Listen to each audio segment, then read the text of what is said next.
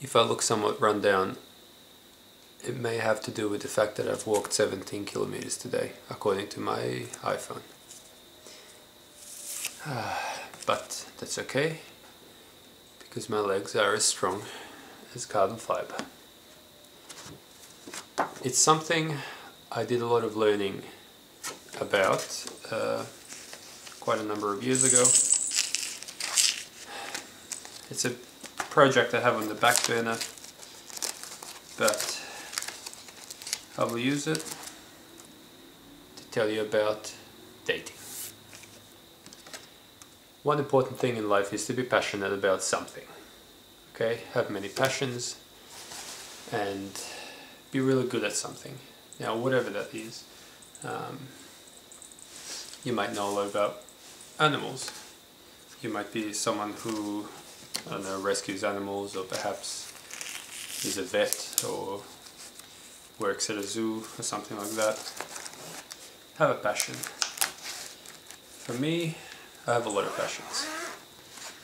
YouTube, I just keep putting things on there. I can't stop. Carbon fiber is definitely one of them. I intend to pick that up again once I'm done renovating the house and doing all of that. Photography is a new one. I'm buying lenses and constantly carrying the camera with me, taking photographs of all sorts of things. Find something that excites you. Find something you're passionate about. Shuffling, for example, for me. The Melbourne Shuffle. You can... I must have at least 100 videos out of the 300 or 400 which are related to shuffling in some way. I was always really bad at dancing. 2 left feet. Just shocking. Absolutely shocking. No coordination, because I was always this super skinny kid who couldn't... just had like really shitty control of my body basically for half of my life essentially. I'm 32 now. So somewhere around about, that age, 19-ish, is when I started shuffling. Took me a few months, but it was so much fun. Dancing was just the best thing ever. You just go to a nightclub and for 3, 4, 5 hours you just forget everything and you just dance. Wow, it is so much fun. Whatever your dancing happens to be, make sure you find something, because here's how it relates to dating. No one, nobody wants to be dating a guy who has no passion for anything. There are so many people I meet and you start talking to them and they do nothing, ever. They never do anything. Oh, everything's too expensive. Oh, I don't have time for that. I smoke too much weed, essentially. God damn it, stupid weed. Everyone thinks, Chichi. Nope. Not interested in cuddles, apparently. One thing that marijuana does is it makes it okay to just chill out and do nothing. And as great as sitting back and relaxing is, it gets you nowhere in life. So I walked 17 kilometers today. I don't know why. I went to pick up my car from my parents' house, which is about 2 suburbs away. I went for a walk. I listened to a Joe Rogan podcast. I watched the second half of a Star Trek episode I was in the middle of. Nice good walk. But don't just sit there all day doing nothing, because that will leave you with absolutely nothing to talk about when you start conversations with people. You want to be able to... and I'm sorry I don't have the energy right now. I am super drained at the moment. But you want to be on fire when you're talking to someone. Let me explain more. What I've done here is I've made a bunch of samples of different thicknesses of carbon fiber, because it's a very strong material. It's about 4 times stronger in tensile strength than steel, which means when you pull on it, it will take for the same amount of weight, so say this here is, let's pick a simpler piece, okay, 200 grams per square meter sheet of carbon fiber, it's 0.2 mil thick, it will take quite a lot of force to pull on this, which apply tension, to pull on this to break it. With steel, you need 4 times as much in weight to get the same amount of tensile strength. When you get higher up, things such as this, which is 1350 grams per square meter, so some 6.5, 7 times almost heavier, this becomes much stronger. Like, I'm applying a fair bit of force to that, whereas the previous one, it's really flimsy. Flexible, but still very strong in tensile strength. What makes this less bendable? The tensile strength remains the same, of course, it's the same material, but the thickness having increased, the top layer and the bottom layer are spaced further apart, so when you bend them, what ends up happening is the top layer wants to bend much further than the bottom layer. As you can see, it stretches far more. And it doesn't stretch because it's so high in tensile strength. So it's really hard to bend a somewhat thicker piece of carbon fiber. Look at this. I've got 6 layers of the heavy material and 1 layer of the lighter material, just for the appearance of the smaller blocks compared to the big thick piece there. This is 8.4 millimeters thick. Nothing in this world will bend this piece, and it is only just a little bar essentially. Nope. I will one day make a bigger piece and drive my truck over it just to prove a point. So the whole point of that is, have something which you are passionate about, because when you are talking and you end up talking about your interests, even though other people might not be at all interested in what you are saying as the information that you're giving them, it is just, they'll have a better time talking to someone who is passionate about what they're talking about. Now, if it is something they don't particularly enjoy that you're talking about, don't go on for half an hour, but, you know, give them a quick little, when someone asks you, what is it that you do? You might say, oh, I make carbon fiber. Currently I'm just testing things.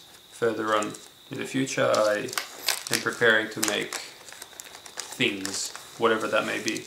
Maybe car parts, maybe furniture, maybe decorations for the house, whatever that is. But then you go into a little several minute explanation, and for example, if this was going to be it, I might even have a little keyring somewhere or something like that which I can pull out and show them what it is that I'm actually talking about, and I'm not just making these things up. Chichi. Chichi. What's up?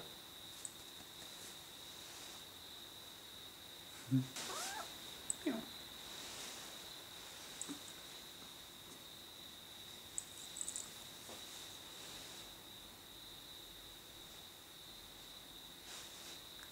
Have a passion.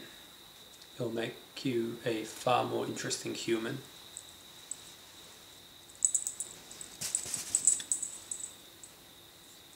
One more quick point. Just as an example, say you're in the middle of a conversation. If I did have a piece on a keyring of carbon fiber, in the middle of the conversation I could say, here, try it, bend it, see what it feels like, see how it's light, see how it's very stiff, and then you can go from there. If it was photography, I could take a photo, like I could explain a few things about how cameras work, how lenses work, maybe take off a lens, put it back on, show them, take a photo, Wi-Fi it to my phone, edit it a little bit, airdrop it to their phone. Boom, now they have a photo that you took of them, which looks professional as fuck. They're gonna love it. And then later on, it gives you something more to talk about and for them to look at the photo and think back about it, think to remember you by, so they can then think of contacting you again on Facebook or whatever it is that you kids are using nowadays. And I use kids very liberally. It could be You know, you could be 50, it doesn't really matter. The point is, never fall behind with technology. Always stay on top. So Facebook or whatever it is. If I was going to be, say if my passion was rollerblading, I'm kind of, haven't done it for a very, very long time, but say I was good at it, which I'm not. Let's say I was good at rollerblading and I had a video that a friend of mine might have made of me doing some particular jump or a trick or maybe a little highlight thing with a song. You could show them that. That'll blow their fucking minds away. Ooh, I don't know, what do other people like? Well, let's just talk about what I like. Perhaps my car. My car's ridiculous. That thing is just, you know, it's fairly quick. It's not the quickest car in the world. It's fairly quick though. It sounds pretty sweet. I could maybe show them a photo or two of my car. I could show them a couple of photos I took of maybe when I changed some parts. So, you know, I'm under the car, unbolting things, bolting them back up, that sort of thing. Perhaps maybe a little sound, like video clip of the way it sounds when it's idling or limiter bashing, little things like that. So even though they may not particularly be interested in whatever you are interested in, people like to hang out with others who are passionate about stuff in their life, especially the women. No woman wants a guy who just gets home, eats lunch or dinner, watches a TV show and goes to bed. No one wants that. Like, sure, you might do that half of the time, but the other half of the time, you'll get in your car, you'll drive over to the mountains, you'll take some photos, or do whatever it is that you do. Maybe you just like maths. Yeah, this is a nice book. Someone said recommend more books. Here's a nice simple book. Everyday Maths for Grown-Ups. I bought this because it's been well over a decade since high school. So I thought, and I mean, okay, let's say a decade because I did buy this many years ago as well.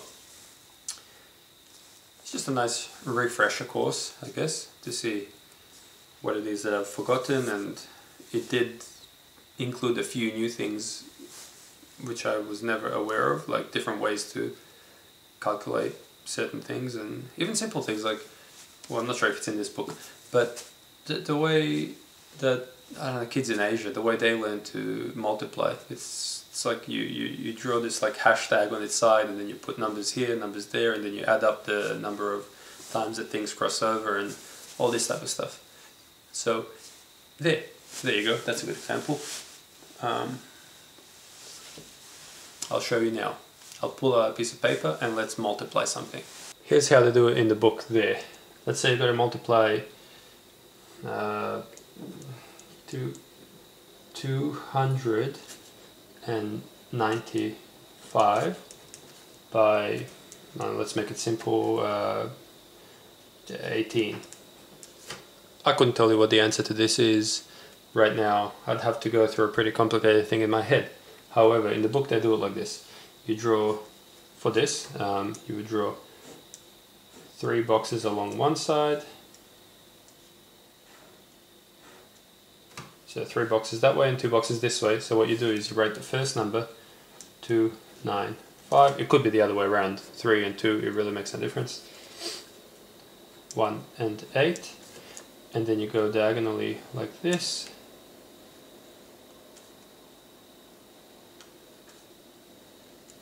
Okay. This is where your answer is going to go. So you then multiply each of these numbers with each other. 2 times 1 is 2. So you have 0 tens and 2 single digits or whatever.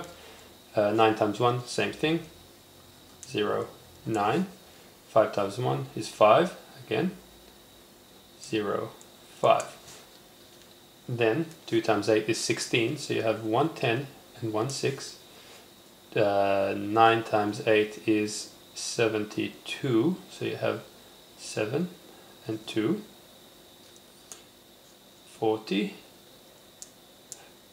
And then you just add these numbers up, so diagonally that's just a 0. 5, 9, 11, so 1 and 1 will go here.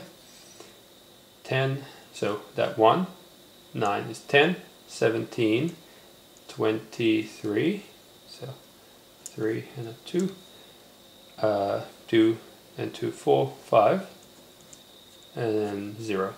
So that doesn't matter. So the answer to this is 5310.